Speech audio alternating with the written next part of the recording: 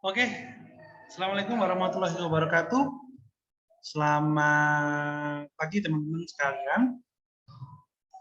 Pada hari ini saya akan melanjutkan materi desain pembelajaran penjas. Nah, karena saya amati lagi tugasnya masih ada yang belum sesuai, ya. Karena pada materi hari ini, ya ini konten dalam physical education atau isi dalam pendidikan jasmani ini belum ada materi dari teman-teman sekalian. Maka saya tidak memaparkan teman-teman atau materi dari teman-teman sekalian. Dan materi yang saya paparkan di sini ada atau materi yang berasal dari saya. Oke, langsung saja teman-teman. Berikut adalah materi konten physical education atau isi pendidikan jasmani. Langsung saja akan saya tampilkan.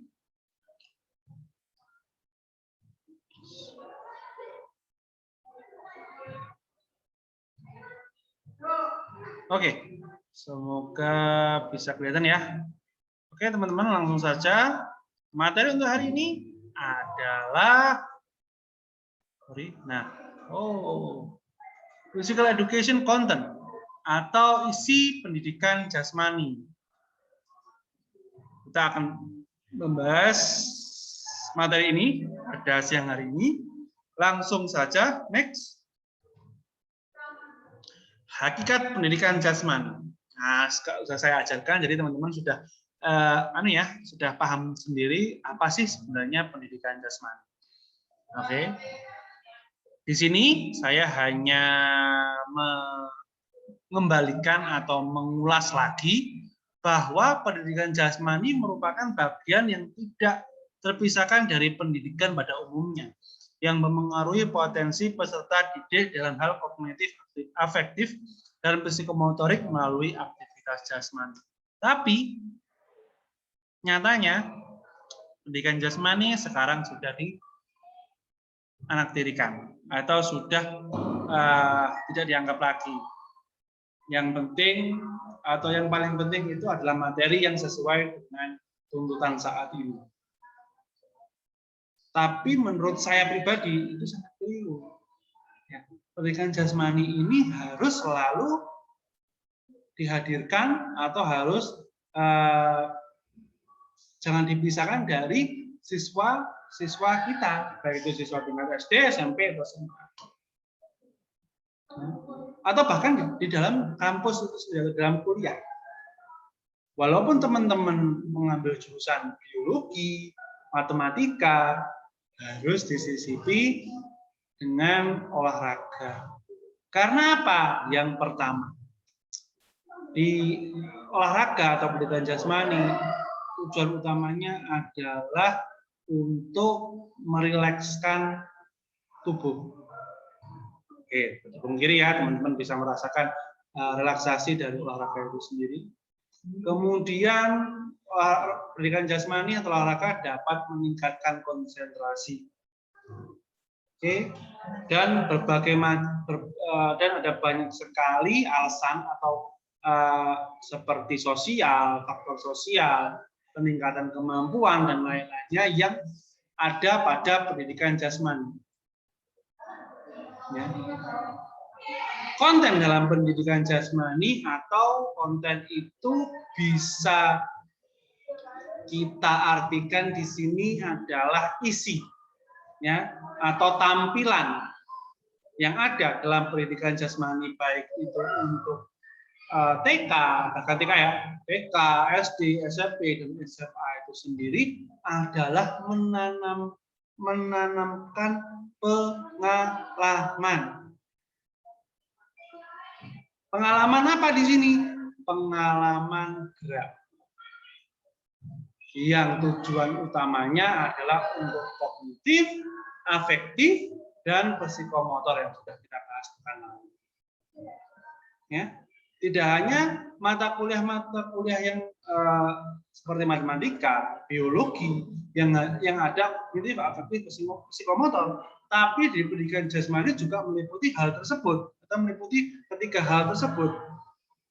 Ya, dengan pengalaman gerak akan meningkatkan kognitif, afektif, dan psikomotor. Tidak hanya pengalaman gerak saja yang dialami oleh siswa. Pengalaman apa lagi? Yang pertama, kecerdasan. Oke, ada yang di kognitif. Ya, emosi perhatian ada di afektif dan psikomotor. Adanya kerjasama, keterampilan, dan banyak hal lainnya. Inilah yang ada pengalaman yang diberikan pada pendidikan jasmani. Next. Oke. Tujuan pendidikan jasmani yang pertama, memberikan rangsang pertumbuhan badan. Kedua, memperbaiki dan membentuk gerak dan sikap tubuh. Ketiga, memperbesar daya prestasi, mengembangkan kebiasaan hidup sehat, memajukan semangat kerjasama, menangkal pengaruh buruk kehidupan dari luar, dan membentuk dan mempertahankan kegemaran bergerak. Maaf, ini saya tutup. Nah, ini adalah tujuan dari pendidikan jasmani. Pada umumnya adalah ada 7 ini. Ya. Bagaimana dengan adanya pendidikan jasmani kita lebih gemar berolahraga. Ya. Bagaimana dengan pendidikan jasmani kita dapat mengenal atau dapat mengetahui gerakan-gerakan dalam sebuah olahraga. Dengan adanya pendidikan jasmani, kita semakin terasah daya saing kita untuk meraih sebuah prestasi. Dengan adanya pendidikan jasmani, memiliki tujuan diantaranya adalah menanamkan pola hidup sehat.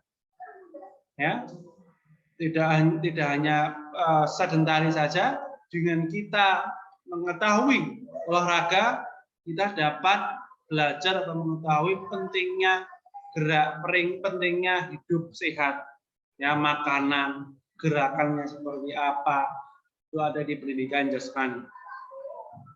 Memajukan semangat kerjasama, hubungan sosial antar manusia, menangkal pengaruh buruk kehidupan dari luar. Nah, kehidupan luar yang buruk, yang berakibat buruk atau berakibat tidak baik bagi kita, bagaimana penangkalnya, itu ada di pendidikan jasmani.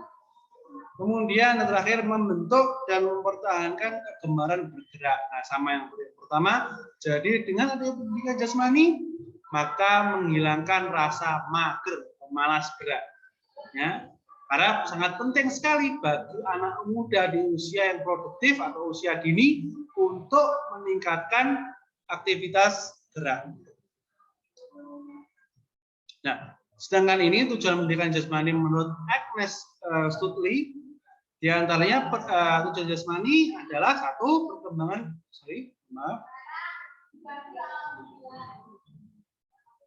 tujuan pendidikan jasmani yaitu perkembangan kesehatan jasmani atau organ-organ tubuh. Sangat dapat diketahui ya, bahwa dengan melakukan olahraga, jasmani kita menjadi lebih bugar atau badan kita menjadi bugar, rohani kita juga lebih tertata, kemudian fungsi kapasitas tubuh kita juga menjadi lebih baik lagi. Baik itu jantung, paru-paru, atau otot-otot kita. Perkembangan mental emosional. Nah, di sini adalah manajemen emosional yang menjadi tujuan dari pendidikan jasmani. Neuromuskular atau pengaruh dari saraf-saraf. Perkembangan sosial, bagaimana hubungan antar manusia, sama ya seperti yang awal tadi. Dan yang kedua, perkembangan intelektual. Nah, sama juga di aspek-aspek yang sudah kita bahas tadi. Next.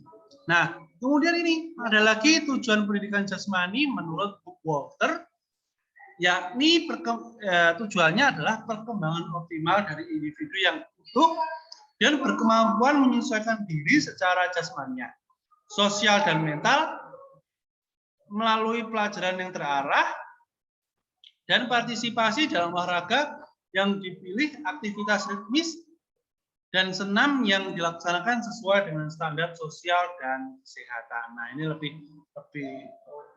terperinci lagi ya, karena sudah memilih katakanlah senam di sini ditunjukkan untuk kesehatan. Next, keberhasilan tujuan dalam pendidikan jasmani dengan kurikulum. Nah, di dalam menggapai tujuan dalam pendidikan jasmani itu harus didukung dengan kurikulum yang sesuai atau yang baik dalam hal ini.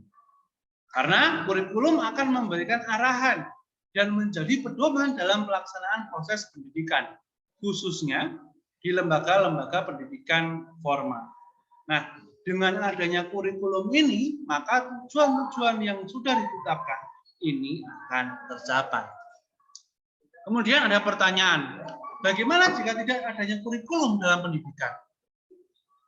Akan seperti apa? Yang pertama, tanpa adanya kurikulum, proses pendidikan tidak akan berjalan terarah dengan baik. Karena apa? Dengan tidak adanya kurikulum, maka tidak ada yang mengarahkan. Ya, akan terjadi meluas pembahasan dan tidak mencapai tujuan yang sudah ditetapkan. Jika ditinjau dari pandangan ekstrim, bisa dikatakan jika tidak adanya kurikulum, maka di sekolah tidak akan ada proses pendidikan. Kemudian di dalam menentu aktivitas proses pendidikan berupa kegiatan pembelajaran, semuanya ditentukan dalam kurikulum. Nah, di dalam kurikulum itu sudah mengatur hal-hal sedemikian. Tentu dengan sejumlah adaptasi dan variasi. Nah, makanya banyak terjadi penyempurnaan kurikulum. Tujuannya apa? Ya karena adanya beberapa yang perlu dibenahi atau disempurnakan. Next. Nah, dengan adanya kurikulum ini nantinya yang pertama peranan konservatif, ya ini transmisi nilai-nilai masa lalu yang dianggap masih relevan dengan masa kini. Adanya kurikulum ini adalah penyempurnaan dari nilai-nilai atau kurikulum-kurikulum yang ada sebelumnya. Kurikulum saat ini mungkin adaptasi dari kurikulum-kurikulum yang telah lalu atau yang sudah lama. Dengan adanya penyempurnaan, maka akan lahirlah kurikulum yang baru. Peranan kreatif, ya ini pengembangan hal baru yang dibutuhkan pada masa sekarang dan akan datang. Nah, dengan adanya kurikulum ini, maka pengupgradean atau pemutakhiran sesuatu yang baru yang dapat ditanamkan pada peserta didik kita. Peranan kritis atau evaluatif, yakni menilai dan memilih PSK. Ini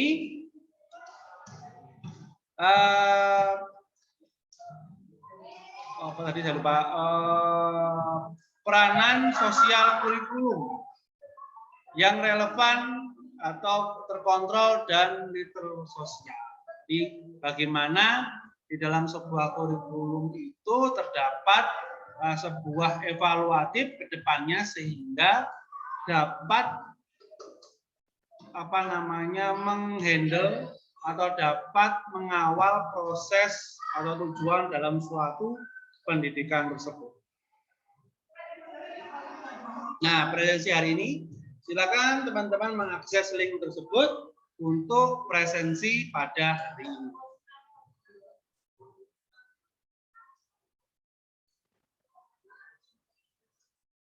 Oke, next. Terus kalau kita tadi sudah belajar terkait kurikulum, terus bagaimana kurikulum pendidikan jasmani di sekolah berdasarkan dengan tujuannya? Yang pertama adalah mengembangkan keterampilan pengolahan diri dalam upaya pengembangan tertutup, dan pemeliharaan kebugaran jasmani serta pola hidup sehat melalui berbagai aktivitas jasmani dan olahraga yang dipilih. Nah, yang pertama di sini dengan pemilihan materi yang diberikan oleh guru kepada peserta didiknya, materi tersebut bertujuan apa? Bertujuan menanamkan pola hidup sehat dan gemar melakukan aktivitas gerak. Yang kedua, meningkatkan kemampuan dan keterampilan gerak dasar. Ya, maksudnya di sini adalah tujuan pendidikan jasmani pada setiap stepnya atau setiap kalangannya itu harus mencakup bagaimana kemampuan tersebut harus diperbarui dan maaf agak sedikit berisik. Keterampilan tersebut dapat diperbarui dan kemampuan tersebut dapat dikuasai dengan mudah oleh peserta didik kita. Kemudian yang ketiga, mengembangkan keterampilan untuk menjaga keselamatan diri sendiri, orang lain, dan lingkungan. Maksudnya apa? Maksudnya di sini adalah dengan pengembangan keterampilan di sini kita bisa menanggulangi atau membuat preventif terkait diri sendiri dengan orang lain atau pada lingkungan kita. Yang keempat, mengembangkan sikap sportif, jujur, disiplin, bertanggung jawab, bekerja sama atau kerjasama, percaya diri, dan demokratis. Sudah, ini tidak bisa dipungkiri ya. Ini sudah ada dalam olahraga. Bagaimana sikap sportif, sikap jujur, kemudian penanaman kedisiplinan, tanggung jawab, kerjasama, semuanya ada di pendidikan jasmani. Nah, fungsi pendidikan jasmani. Yang pertama, aspek organik, aspek neuromuskuler, perseptual, kognitif, sosial, emosional, dan rehabilitasi. Kita akan bahas satu persatu. Aspek organik. Yang pertama, menjadikan fungsi sistem tubuh menjadi lebih baik. Oke, saya akan rangkum semuanya. Maksud dari aspek organik di sini adalah yakni mengembangkan atau meningkatkan kemampuan fisiologis bagi tubuh kita. Dengan adanya olahraga, karena ini fungsi pendidikan jasmani ya, dengan adanya olahraga atau pendidikan jasmani, maka dapat menyehatkan tubuh kita, meningkatkan massa otot kita, kemudian kemampuan fisiologis kita dapat meningkat, entah itu pada jantung, pada paru-paru, pada otot, pada sistem sel, dan lain-lainnya. Kemudian yang kedua, bisa dibaca sendiri ya nanti ya, intinya seperti yang saya bicarakan ini. Kemudian yang kedua, next, aspek neuromuskuler. Neuromuskuler berarti adalah pada sistem otak atau sistem saraf. Ya, ini bisa menyelaraskan kerja otak dengan anggota badan. Ya, stimulan-stimulan yang diberikan pada otak dengan adanya atau sel saraf dengan adanya olahraga atau aktivitas memudahkan fungsi fisiologis atau fungsi organ tubuh dapat bekerja secara semestinya. Misalkan koordinasi, ya, kita atau otak memerintahkan melempar bola ke arah kanan. Nah, jangan sampai nanti hasilnya ketidaksinkronan atau mau ke kanan tapi arah tangannya menuju ke kiri. Nah, ini tidak sesuai.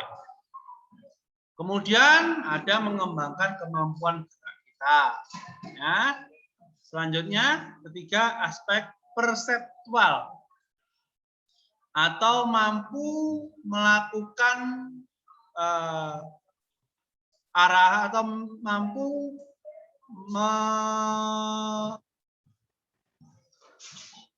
memahami terkait isyarat-isyarat atau koordinasi yang sudah atau yang telah diberikan oleh guru.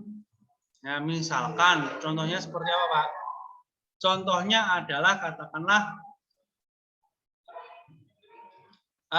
ketika olahraga, gerakan apa atau aktivitas apa yang pertama-tama kita dapat lakukan? Nah, ini adalah dengan melakukan pemanasan. Kemudian selain memahami hal tersebut, dapat juga pemanasan itu gerakannya seperti apa? Melalui kepala hingga kaki. Tekniknya seperti apa? Maka mampu melakukan atau menangkap simbol-simbol atau isyarat yang diberikan oleh guru tersebut. Kepala, bagaimana teknik pemanasannya? Atau isyarat-isyarat yang diberikan pada aktivitas-aktivitas lainnya. Next, kognitif, yakni mengembangkan fungsi kinerja kita, fungsi kinerja otak kita. Jadi yang pertama meningkatkan pemahaman, kemudian meningkatkan pengetahuan dan lain-lainnya. Bagaimana pendidikan jasmani itu dapat membuat kita lebih care lagi terhadap sosial atau terhadap bersama. Bagaimana pendidikan jasmani itu menumbuhkan sikap jujur pada kita. Bagaimana pendidikan jasmani itu dapat meningkatkan konsentrasi kita. Nah, itu semuanya ada di pendidikan jasmani. Aspek sosial, aspek terhadap hubungan antar masyarakat. Bagaimana sih bekerja sama? Bagaimana sih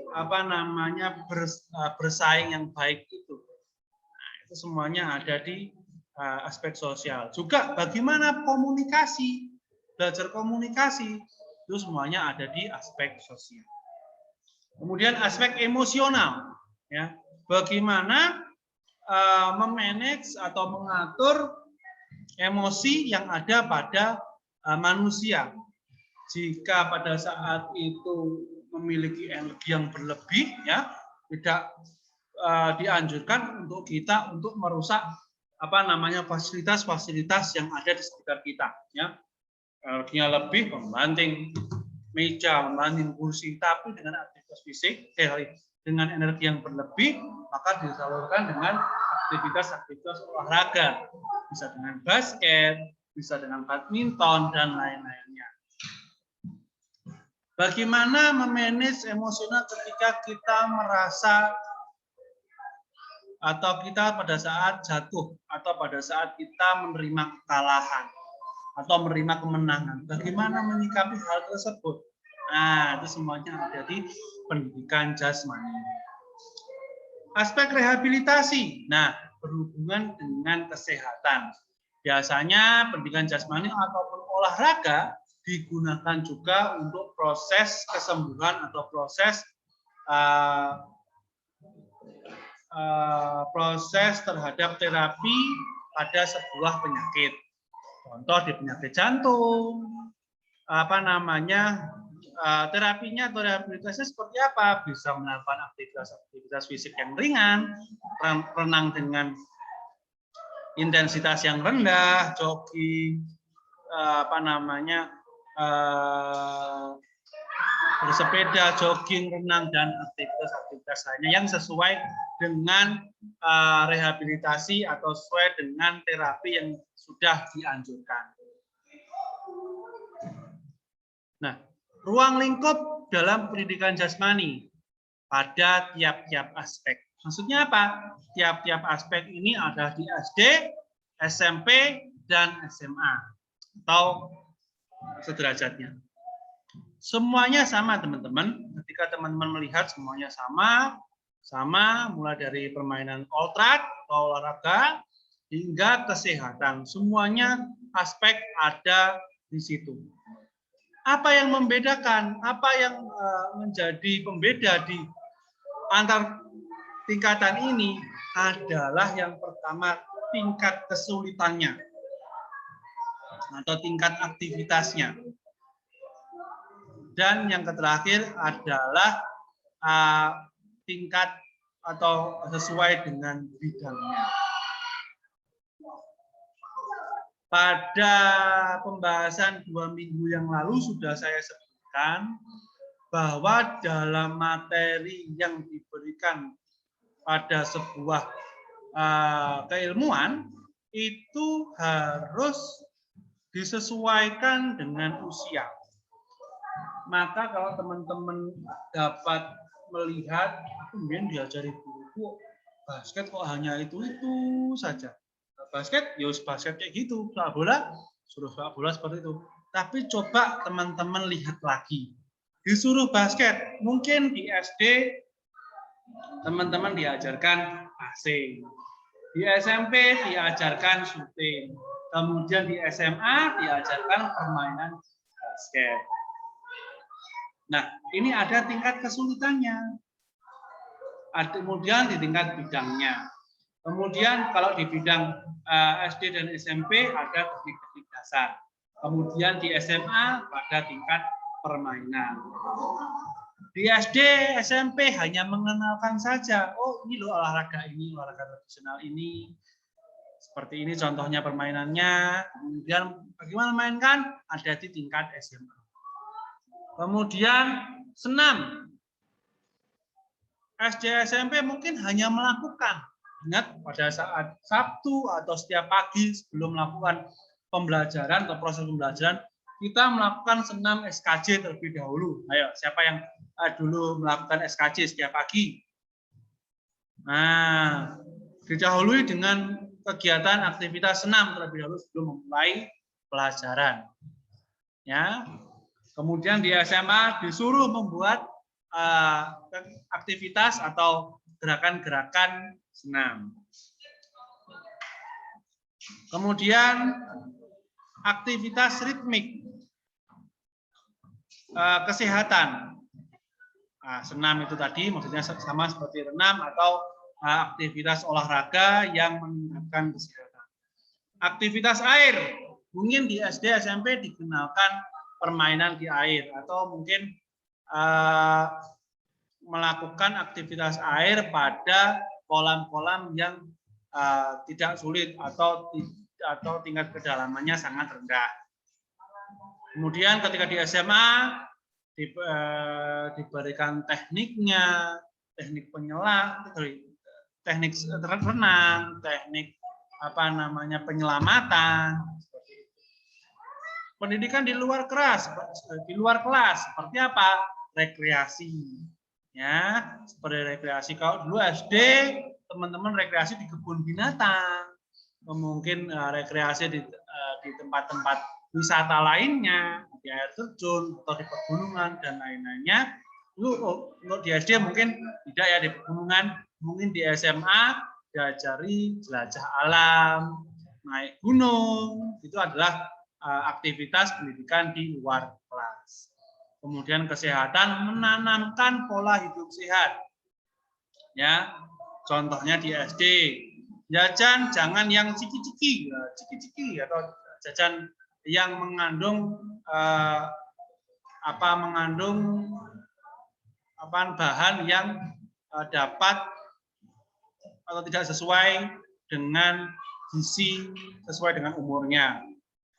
Kemudian di SMA, bagaimana penyembuhan atau pengobatan yang dapat dilakukan dengan cara melakukan olahraga. Nah, itu yang membedakan seperti itu. Jadi tingkat SD, SMP, SMA sama saja aspek-aspeknya. Cuma yang berbeda di sini adalah materinya dan ada pada bidangnya dan ada pada ranahnya masing-masing. Ya, nggak mungkin siswa SD pada aktivitas air langsung diajak melakukan permainan air di kolam yang dalam. Nah, itu nggak mungkin. Karena apa? Di SD si siswa belum menguasai menguasai olahraganya, teknik-tekniknya, maka harus disesuaikan dengan tingkatannya. Oh, renang di air yang dalam ada pada SMA, itu sudah sesuai. Oke, sekian dan terima kasih. Itu saja yang dapat saya sampaikan pada materi hari ini. Kurang lebihnya mohon maaf.